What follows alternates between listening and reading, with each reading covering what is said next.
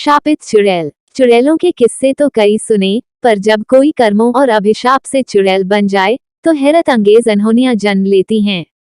ऐसी ही अनहोनी मेरी सहेली रीटा के साथ हुई थी, आज से कुछ साल पहले। रीटा अपनी माँ के साथ असम में रहती थी। रीटा की माँ को काले जादू में महारत हासिल थी। उसकी माँ लोगों पर काला जादू करती और ज्यादातर मार भी डाला करती। हर अमावस की रात को रीटा की माँ जंगल में एक जगह बनाकर अपने काले जादू को अंजाम देती थी। कभी जानवरों की बलि देती तो कभी लोगों और बच्चों की। काली शक्तियों की उपासना करना, भूत प्रेत को वश में कर लोगों पर छोड़ देना, इन सब से लोग रीटा की माँ को चुड़ैल कहने लगे और बहुत अभिशाप भी देते। एक दिन रीटा ने अपना घर छोड़ दिया और कुछ दिन बाद अपने पसंद के लड़के से शादी कर ली। फिर भी रीटा की माँ में कोई सुधार नहीं आया। अपनी काली शक्तियों के दम पर रीटा की माँ ने सारी हदें पार कर दी और वो दुनिया पर राज करना चाहती थी। इसके लिए वो कई और मासूम लोगों और बच्चों की बलि देने लगी।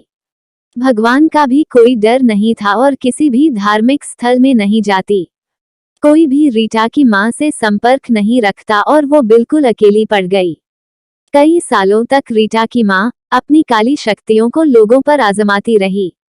वो बेलगाम होकर काले जादू से जो चाहती हासिल करती, लेकिन बुराई का अंत एक दिन हो ही जाता है।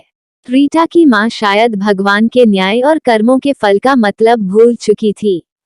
रीटा की माँ अचानक बहुत बीमार हो गई। उसे लकवा मार गया। इस बार उसका काला जादू भी नाकाम रहा और उसका ख्याल रखने वाला भी कोई नहीं था। डॉक्टर के इलाज शुरू करने से पहले ही उसका हाल और भी खराब हो गया।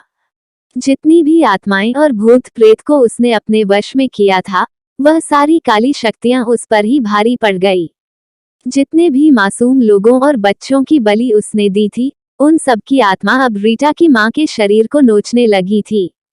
धीरे धीरे उसके शरीर में कीड़े पड़ गए। ऐसी औरतें जो खुद काला जादू करती हैं, उनकी छवि एक शापित चुड़ैल जैसी हो जाती है। उनका अंत में रीटा की माँ जैसा ही हाल होता है। किसी भी डॉक्टर ने रीटा की माँ का इलाज करने से मना कर दिया।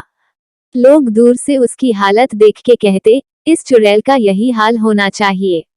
अब सारी काली शक्तियां इससे ही लिपट गई हैं। भगवान की लाठी में आवाज नहीं होती। कुछ दिन बाद तड़पते हुए रीटा की माँ ने दम तोड़ दिया। वह सारी काली शक्तियां और भूत प्रेत रीटा की माँ की आत्मा को अपने साथ ले गईं।